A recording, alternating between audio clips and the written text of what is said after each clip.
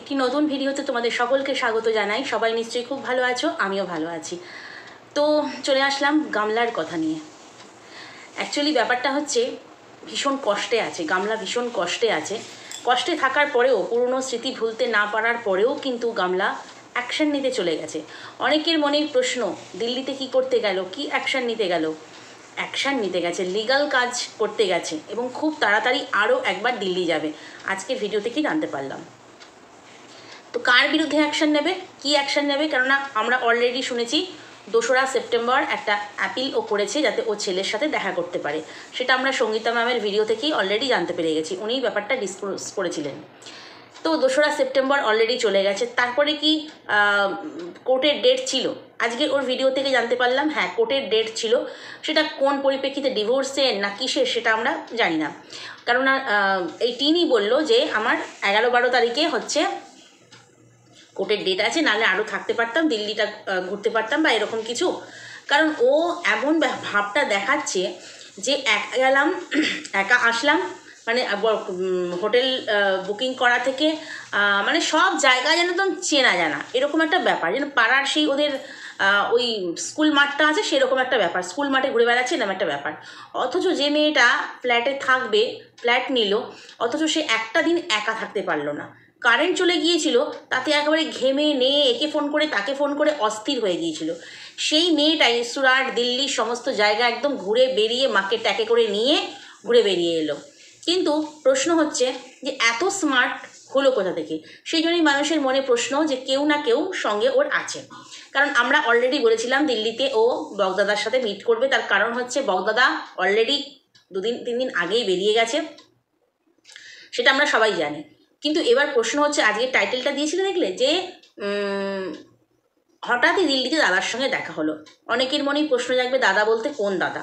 যেহেতু একেই বলে দাদা আর নিজের দাদাকে বলে দাদা ভাই, সেহেতু কোন দাদা? তো যাই হোক, পরে জানা গেল যে মাস্তুতো দাদার মেয়ে এবং মাস্তুতো দাদা মেজমাসির ছেলে।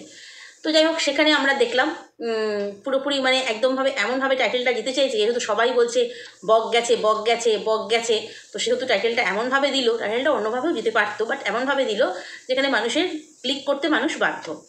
তো যাই হোক, ওর যে বুদ্ধি, ওর বুদ্ধির সঙ্গে অনেক সাধারণ মানুষই কিন্তু পেরে উঠবে না। এখনও পর্যন্ত মানুষের দাবি ফোকলা ওর সাথেই আছে, ফোকলা ওর সাথেই ট্রাভেল করেছে। আবার অনেকের কথা যে দুজন দুদিক থেকে লাইভ করেছে, অর্থাৎ কিন্তু যে যার জায়গাতেই আছে, ফোকলার সঙ্গে যায়নি। কিন্তু প্রমাণ যেটা ফোকলার সঙ্গে গেছে কি না গেছে সেটা আমরা অলরেডি সবাই দিয়ে দিয়েছি, আমি আমার ভিডিওতেও দিয়ে দিয়েছি অতীতে। অতএব এটা নিয়ে আর বেশি কথা বলবো না। এবার চলে আসি হচ্ছে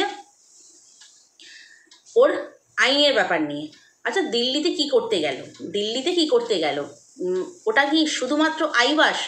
এমন নয় যে সেদিন ওর মা বলল যে রবিবার ছিল না, সোমবার ছিল, রবিবার ওরা রওনা দিয়ে সোমবার ছিল, এবং সেদিন যেদিন ও গেছে দিল্লির কথা বলল, সুপ্রিম কোর্টের কথা বলল, তো সেদিন হচ্ছে তিলোত্তমার কেসটা নিয়ে কিন্তু সুপ্রিম কোর্টে কী ছিল না ছিল আমরা সবাই জানি। সেখানে ওর মতো এই সাধারণ কেস দিল্লিতে ও গেল, এলো গেল, মানে পুরো জাস্ট চুটকি মেরে ও কাজ সেরে ফেললো। তো সেটা সত্যিই অবিশ্বাস্য। অর্থাৎ দিল্লিতে হয়তো কারো বাড়ি, হয়তো কারোর সাথে দেখা করতে গিয়েছিল, হয়তোই বলবো, কারণ শিওর না হয়ে তো গিয়েছিলই বলতে পারি না। তো আমার যেটা মনে হয় যে দিল্লিতে কারো সঙ্গে দেখা করতে বা কারো বাড়ি, কারণ অনেক পেয়ারের লোক ওখানে আছে, সেখানে গিয়েছিল। কিন্তু এবারে আসি হচ্ছে আবার তার সঙ্গে দেখা করে কিছু সময় থেকে আবার চলে এসেছে। এবং যেটা বললো যে দিল্লিতে কাজ, সেটা আমি লিগাল কাজ করেছি, তোমাদেরকে দেখাইনি। আচ্ছা বাবা, আমি দিল্লিতে সুপ্রিম কোর্ট গেছি, তার দোরগোড়া পর্যন্ত তো দেখানো যায়। আমরাও দেখতাম যে তোর মোবাইলে ক্যাপচার হচ্ছে না, তা আমরা দেখতে পাইনি। তো যাই হোক, সেক্ষেত্রে হচ্ছে ওকে কিন্তু সাহায্য করবার জন্য বহু মানুষ এগিয়ে আসছে। তার কারণ হচ্ছে 1 নম্বর হচ্ছে ও ভীষণ অসহায়। একেই সন্দীপ রটনা করে দিয়েছে প্রায় ওকে মৃত। জানি না সেই প্রশ্নটায় সন্দীপ কি উত্তর দিত। সন্দীপ কি বলতো যে হ্যাঁ ওর মা ওই 2.5 বছর বয়সে ওকে ফেলে অন্য পুরুষের সাথে চলে গেছে? সেটা বললে কি গামলার মান সম্মান খুব বাড়তো? যদিও চিন্ত না, তবুও মান সম্মান কি খুব বাড়তো, নাকি সন্দীপের সম্মানটা বাড়তো? অনেকে বলছে বাচ্চার সামনে ওই কথাটা বলা উচিত হয়নি, মা নেই। তো বাচ্চা অলরেডি বুঝতে শিখে গেছে যে ওর মা ওর সঙ্গে নেই। ঠিক আছে, এবার মা নেই ওটা যেহেতু সন্দীপ এইভাবে বলেছে, তো অপরপক্ষের মানুষটাকে জিজ্ঞাসা মানে বোঝানোর চেষ্টা করেছে যে মা ওর পৃথিবীতেই নেই। তাহলে সেই বাচ্চাটার ওপর কী প্রভাব পড়লো? আচ্ছা, বাচ্চাটার কাছে যদি ওই কথাটা মানে সাধারণ কথা উত্তর না দিয়ে, আমি তো মনে করব সন্দীপ ওটা যথাযথ উত্তর দিয়েছে। তো ওটা যদি উত্তর না দিয়ে যদি বলতো সন্দীপ যে 2.5 বছর বয়সে ওকে ফেলে রেখে ওর মা চলে গেছে ফুর্তি করতে, নিজের শরীরের চাহিদা মেটাতে, তাহলে কি খুব ভালো হতো? তাহলে মনে হয় সন্দীপের এখন থেকে ওরকমই বলা উচিত, তাই না? লোকের সামনে ওর মায়ের পর্দাটা উঠতে বসতে খুলে দেওয়া উচিত। নাহলে এই যে রে রে রে রে করছে সন্দীপের বিপক্ষে যারা আছে, তাদের একবার তাদের কাছ থেকে উত্তরটা জানা উচিত যে কি বলা উচিত। মিথ্যে বলবে যে মা আসেনি, এটা বলবে যে মা শরীরটা ভালো নেই। অ্যাকচুয়ালি মিথ্যে হচ্ছে তো গামলা বলে, প্রতি পদে পদে 100টার মধ্যে 99.5টাই মিথ্যে কথা বলে। আর সেই মিথ্যেকে যারা সাপোর্ট দেয়, সাপোর্ট করে, তারা তো মিথ্যেকেই চাইবে যে মিথ্যেটাই বলুক, বাইরের লোকের কাছে কি দরকার, মিথ্যেটাই বলুক। কিন্তু সন্দীপ এমন সুন্দর স্মার্টলি উত্তরটা দিয়েছে যে মা সঙ্গে নেই এটাও বোঝায়, আবার মা নেই এটাও বোঝায়। তো এটা যেটা সত্যি সেটাই সে বলেছে। ছেলে তো 1 বছর 1 মাস ধরে দেখতে পাচ্ছে যে তার আগে পিছে সামনে কোথাও তার মা নেই। ছেলের মনে কি ইম্প্যাক্ট করবে এই সন্দীপের সামান্য কথাতে, সেটা নিয়ে তারা খুব চিন্তিত। কিন্তু যখন ওই দুধের শিশুকে ফেলে রেখে তার মা চলে গিয়েছিল, তখন ছেলের মনে কি ইম্প্যাক্ট পড়বে, সকালবেলা উঠে মাকে খুঁজবে, রাতে যখন তার মাকে খুব একান্তভাবে পেতে ইচ্ছে করবে, মানে দুধ খায়, দুধের শিশু যেহেতু, সেই সময় যে টানটা উঠবে, তখন ছেলের মনে কি ইম্প্যাক্ট পড়বে, কি হবে, তখন কিন্তু তারা একবারও প্রশ্ন তোলেনি, বরং মাকে বাহবা দিতে কিন্তু তারা ব্যস্ত ছিল যে মা এখানে অত্যাচারিত হয়ে গেছে। আচ্ছা, মা তো অত্যাচারিত হয়ে গেছে, তাহলে এই যে 5 বছরের স্মৃতি ওর মনে কষ্ট দিচ্ছে, কারণ ও হচ্ছে দুঃখ পাচ্ছে, স্মৃতি ভুলতে পারছে না। আচ্ছা, স্মৃতি যদি সবসময় কষ্টের হয় না, সেটা মানুষ যত তাড়াতাড়ি পারে ভুলে যাওয়ার চেষ্টা করে। তাহলে ওর তো 5 বছরের স্মৃতিটা শুধুই কষ্টের ছিল, মারধর, মানসিক অত্যাচার, খেতে না পাওয়া, নিজের পছন্দ মতো পোশাক না পরা, স্বাধীনতা না পাওয়া, ব্লা ব্লা ব্লা ব্লা। 5 বছরে এটাই ওর সাথে হয়েছে। তাহলে সেই স্মৃতিকে মনে করে কান্না কেন? পুরনো স্মৃতিকে মনে করে, অর্থাৎ পুরনো স্মৃতির মধ্যে দেখো কৃষাণু মাত্র আছে 2.5 বছর, বাকি আরও 2.5টা বছর কিন্তু রয়েছে সন্দীপ, অর্থাৎ বেশি স্মৃতি কিন্তু সন্দীপের সাথেই জড়িয়ে আছে। ঘোরা, বেড়ানো, ফেরা, এখানে ওখানে যাওয়া, রেস্টুরেন্টে খাওয়া, তো সবটাই কিন্তু সন্দীপের সঙ্গে জুড়ে আছে। তাহলে কি এখন ওর সন্দীপকে খুব মনে পড়ছে যে কী মিস করেছি? না, এখন নয়, আজকে ওর মা খুল্লা বললো তাই আমরা বুঝতে পারলাম। কেননা এর আগের দিনের ভিডিওতে বললো এখানে তো ছেলেকে নিয়ে এসেছিলাম, সবাইকে নিয়ে এসেছিলাম, ছেলের কথা খুব মনে পড়ছে বলে জাস্ট একটুখানি চোখের আঁকিবুকি টানলো যে দেখো আমি কত কষ্ট পেয়েছি। ওই পর্যন্তই ঠিক ছিল, কারণ ছেলেকে কন্টেন্ট করা ছাড়া ওর ছেলের প্রতি কোনো ফিলিংস আসে না বা কিছু। তো ওইটুকু মনে পড়ছিল বললো। তো আজকে ওর মায়ের ভিডিও দেখলাম, আজকে ওর মায়ের ভিডিও দেখে অবাক হয়ে গেলাম। ওর মা বলল আমার মিনামণির মনটাও ভালো নেই, যতই হোক পুরনো স্মৃতি, তো পুরনো স্মৃতি জানি না কবে ভুলে উঠবে, কবে কাটিয়ে উঠতে পারবে। কেন? কাটিয়ে ওঠার জন্য তো আপনি আছেন। কি সুন্দর করে সংসার ছাড়িয়ে নিয়ে এসেছিলেন বলেই না আজকে স্বপ্ন পূরণ হচ্ছে। সুরাট ঘুরতে যাওয়া, লং জার্নি করা, দিল্লি ঘুরতে যাওয়া, বিভিন্ন দ্রষ্টব্য স্থান দর্শন করা, এগুলো তো মেয়ে বেরিয়ে না আসলে হতো না। 1 বছর আগে মেয়ের দুঃখটা মনে পড়েনি যে মেয়ের 1 বছর পরে গিয়ে এই স্মৃতি রোমন্থন হবে, এখানে গেছে ওখানে গেছে, সেগুলো হবে। আর যখনই মা ভিডিও করছে, মেয়ের হাতে ফোন, মেয়েও শ্যুট করছে। এত মন খারাপ হলে মানুষ এত কিছু কি করে করতে পারে জানি না। তবে মা স্বীকার করলো যে মেয়ের কিন্তু পুরনো কথা খুব মনে পড়ছে, কান্নাকাটি করছে, পুরনো স্মৃতি ভোলা যায় না। তারপরে কি জানি না এত কষ্ট কবে ও কাটিয়ে উঠতে পারবে। তাহলে এই কষ্টটা কে ক্রিয়েট করেছিল? সন্দীপরা নিজে অত্যাচার করেছিল, তাই না আপনাদের কথাতে? তাহলে সন্দীপরা যখন অত্যাচার করেছিল সেই কষ্টকে মনে করে কেন কান্না? কেন পুরনো স্মৃতিকে ধরে মানুষ কখন কাঁদবে? যে স্মৃতিটা সুখের হবে, যে ইস এরকম ছিল ওরকম ছিল, এই করেছি সেই করেছি, সেটা মনে পড়বে। আর তাছাড়া সবচাইতে বড় কথা, সন্দীপ তো ওকে কোথাও ঘুরতেই নিয়ে যায়নি।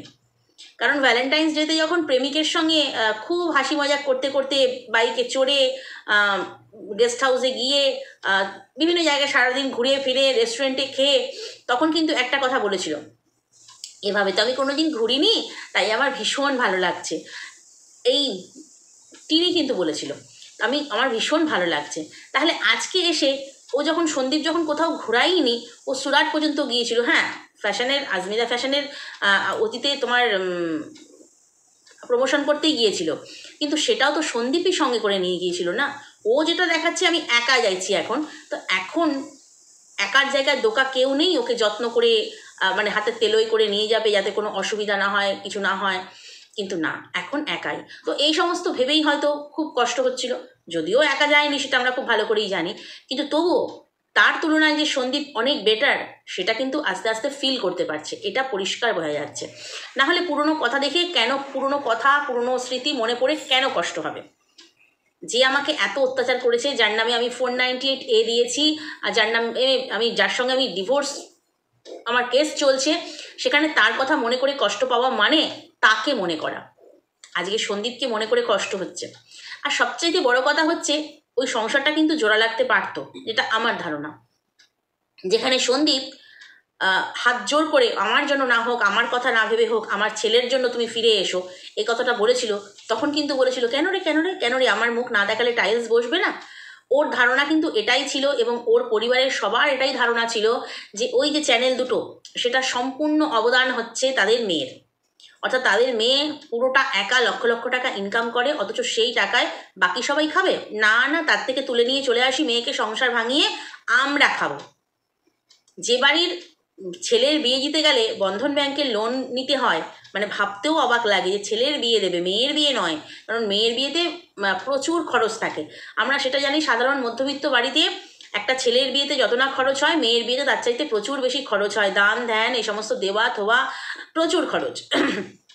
দানেই তো প্রচুর টাকা চলে যায়। তো যাই হোক, সে যে কী দান ওদের দাদার বিয়ে দিয়ে কীভাবে হয়েছিল ভাদ্র মাসে, আর সেটা তো পরিষ্কার বোঝাই যাচ্ছে। তো যাই হোক, সেখানে ছেলের বিয়েতে বন্ধন ব্যাংকে লোন নিতে হচ্ছে।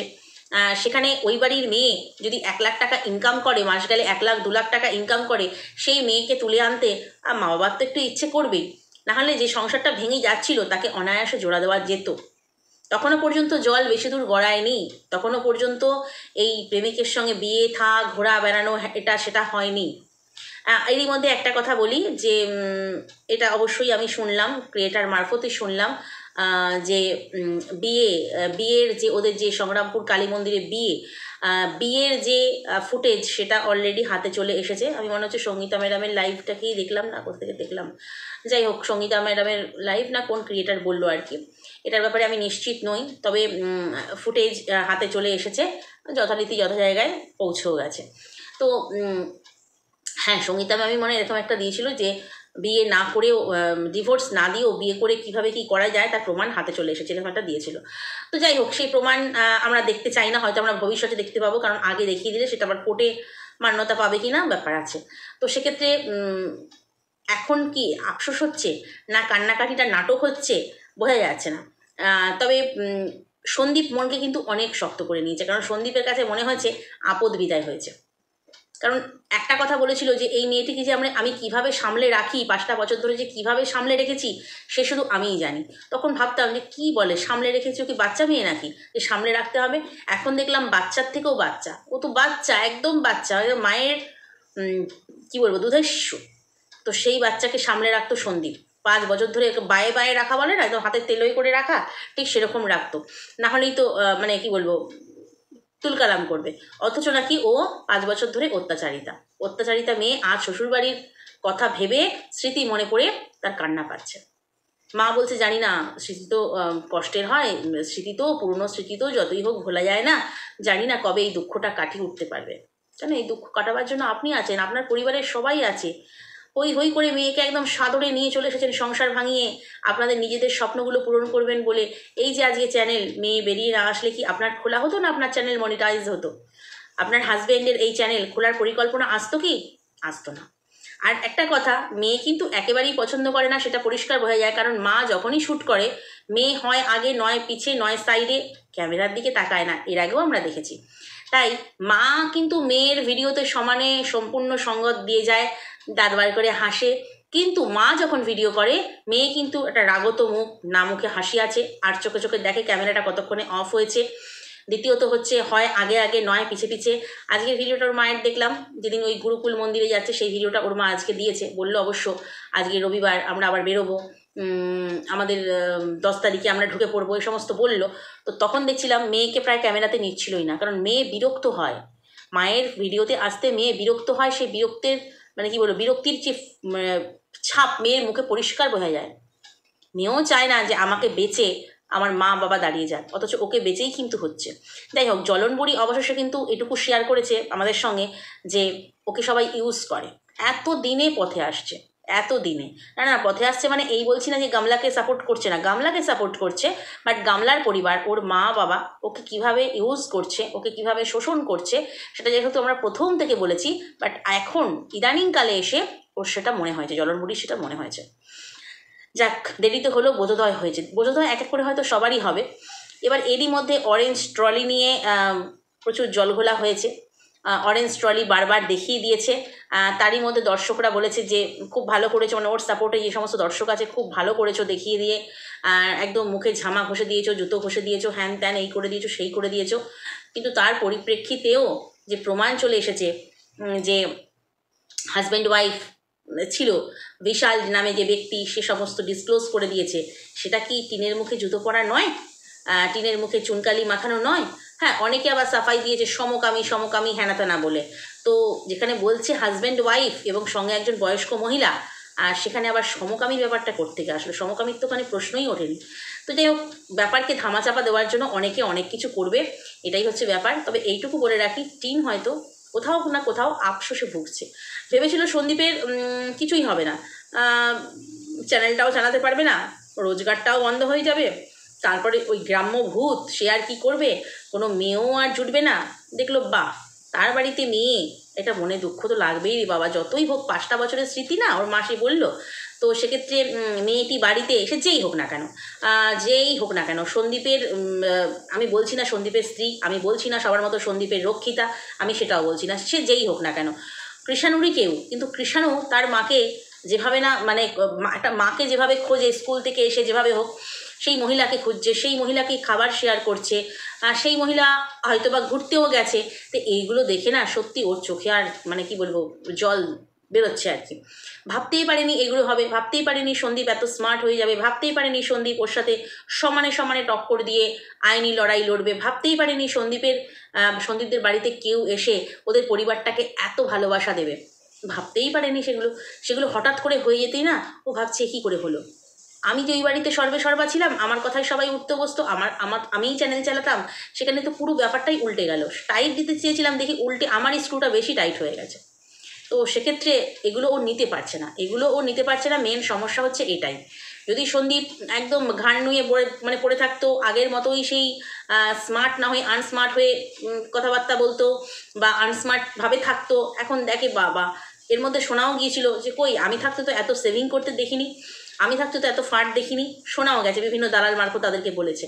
তো সেক্ষেত্রে ওইগুলোই ভেবেছিল যে যেরকম সন্দীপ আগে মানে কি বলবো ওর চালনায় চালিত হতো, এখনও সেরকমই হবে। কিন্তু সন্দীপ যে পুরো বদলে গেছে সেটাও আর নিতে পারছে না, ওর মানে কি বলবো, ও ভাবতে পারেনি যেটা, আর সেই জন্য ভেবেই হচ্ছে কষ্ট পায়। তো যাই হোক, এইটুকু বলতে পারি, ওর মায়ের ক্ষেত্রে ওর মা এবং বাবা হচ্ছে প্রথম এবং প্রধান কারণ। আজ যে মেয়ে চোখের জল ফেলছে তার প্রথম এবং প্রধান কারণ কিন্তু সন্দীপ বা সন্দীপের পরিবার নয়, ওর বাবা মা দাদা। বৌদির কথা বাজি দিলাম, বৌদি পরে এসেছে, বাবা মা দাদা, তার জন্যই কিন্তু আজকে মেয়েকে কাঁদতে হচ্ছে। তো যাই হোক, স্মৃতি ধরে শুধু হয়তো সারা জীবনই কাঁদতে হবে, এমন একটা দিন আসবে হয়তো কৃষাণু ওকে আরও কাঁদাবে। সন্দীপের জন্য জানা কষ্ট পাচ্ছে কাঁদছে, কৃষাণু হয়তো ওকে এমন বিহেভিয়ার দেখাবে, ওর সঙ্গে এমন বিহেভ করবে, ওকে আরও কষ্ট পেতে হবে। সেটা ওর কৃতকর্মের ফলাফল, সেটা কারোর কিচ্ছু করার নেই। তো ওই জন্যই কথায় আছে, ভাবিয়া করিও কাজ, করিয়া ভাবিও না, ভাবিয়া করিও কাজ, করিয়া ভাবিও না। ও এখন করে ভাবছে, কিছু করার নেই। তো চলো বন্ধুরা, আজকের ভিডিওটা এই পর্যন্তই। নেক্সট ভিডিওতে আবার কথা বলবো। যদি কোথাও ভালো লাগে লাইক কমেন্ট শেয়ার সাবস্ক্রাইব করে দিও। টাটা।